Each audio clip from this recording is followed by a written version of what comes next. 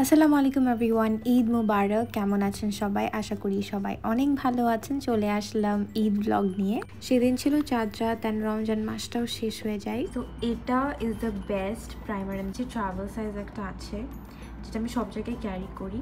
এটা আমি প্রথমে ইউজ করে দেখেছি ট্রাভেল সাইজটা কেমন, খুবই ভালো। ইটস লাইক তোমার মেকআপ সারাদিনেও সরাবে না, এটা এত ভালো। তো আমি এটা প্রথমে ইউজ করে দেখেছি, তারপরে গিয়ে হচ্ছে আমি এটা কিনলাম। অ্যান্ড এটা আমি এখনও ওপেন করি নাই, বিকজ এটা এখনও আমার শেষ হয় নাই। তো এটা আর অল্পটুকু বাকি, শেষ হলে আমি হচ্ছে এটা ওপেন করব।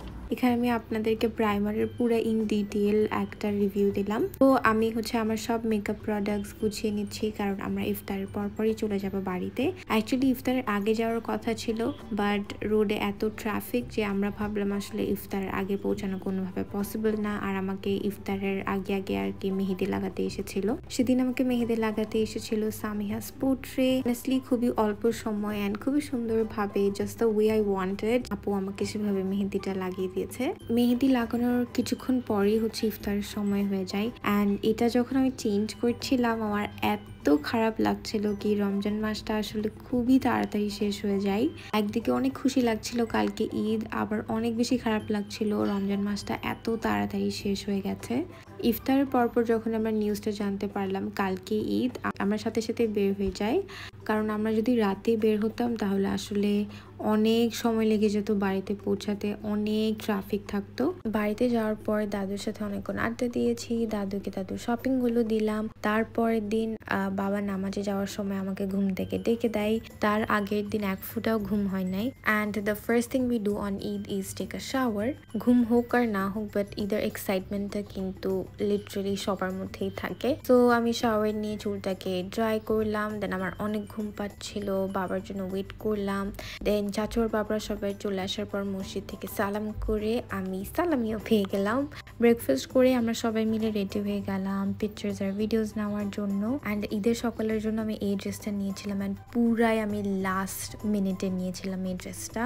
সবাই মিলে পিকচার্স আর ভিডিওস তুললাম। অ্যান্ড এত গরম ছিল সেদিন, অনেক বেশি গরম ছিল। আমি চাচুর রুমে এসে এসি ছেড়ে একদম শুয়েছিলাম। তারপর 3টার দিকে আমি আবার আম্মু মিলে বের হয়ে যাই। অ্যান্ড আমরা প্রথমে গেলাম ফুপ্পির বাসায়। আর ফুপ্পির বাসায় খেয়ে আমার পেট লিটারালি ফুল হয়ে যায়। তারপর সালামিও পেয়ে গেলাম।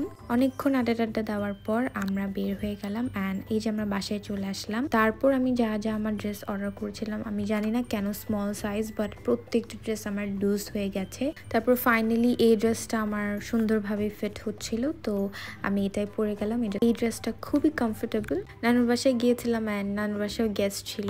ইকরার আমিরাকে ঈদ মুবারক দিলাম। ইকরার আমিরা সবাইকে হাই দিচ্ছিল, সালাম দিচ্ছিল।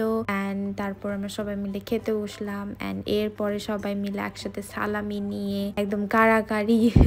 আর সেদিন ইকরার আমিরার বার্থডেও ছিল, সো আমাদের ডাবল সেলিব্রেশন ছিল।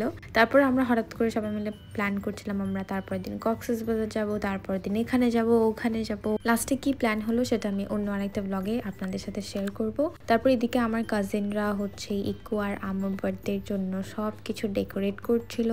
আর আমি আমার কাজিনকে বলছিলাম সাদা বেলুন কিন্তু ইচ্ছা করেই ফুটাই ফেলছে, সো ওটার জন্য অনেক ইরিটেট হচ্ছিল। এত গরম ছিল, এত বেশি গরম ছিল সেদিন। আমরা সবাই মিলে নিচে বসে হচ্ছে রুমে এসি ছেড়ে ডিনার করছিলাম। তারপর ইকু আর আম্মুকে রেডি করিয়ে দিল, সিন্স ওদের বার্থডে। এখন আমরা সবাই মিলে কেক কাটবো। দেখতে দেখতে ওদেরও 1 বছর হয়ে গেল। Literally last Ramadan they were born। আমার কাজিনরা খুবই সুন্দর করে ডেকোরেট করলো। আসলে আমি এগুলা একদমই পারি না। আমার কাজিন, আমার মামি খুবই খুবই সুন্দর করে ডেকোরেট করতে পারে। ইকু আম্মু হচ্ছে আমাদের বাসার লিটারালি সবার জানের টুকরা। ওদেরকে ছাড়া বাসায় আমরা লিটারালি কিছুই বুঝি না। তারপর আমরা সবাই মিলে একসাথে কেক কাটলাম, কেক খেলাম। অ্যান্ড লাস্টলি হার্ট শেপের কেকস যেগুলো আনা হয়েছিল সেটা হচ্ছে ইকার আমিরাকে ধরার জন্য। ওরা ওদের পুরো গায়ে মাখবে, না হলে কেকটা ধরবে। অ্যান্ড ওরা আসলে ওদের পুরো গায়ে মাখছে। অ্যান্ড আমিরার বসার স্টাইলটা দেখেন আপনারা সবাই। আমরা অনেক এনজয় করেছিলাম আলহামদুলিল্লাহ। আমার আর আমার ফ্যামিলির জন্য সবাই অনেক বেশি দোয়া করবেন। সো এটাই ছিল আজকের ব্লগ। আশা করি সবার অনেক ভালো লেগেছে। Thank you for watching. আল্লাহ হাফিজ।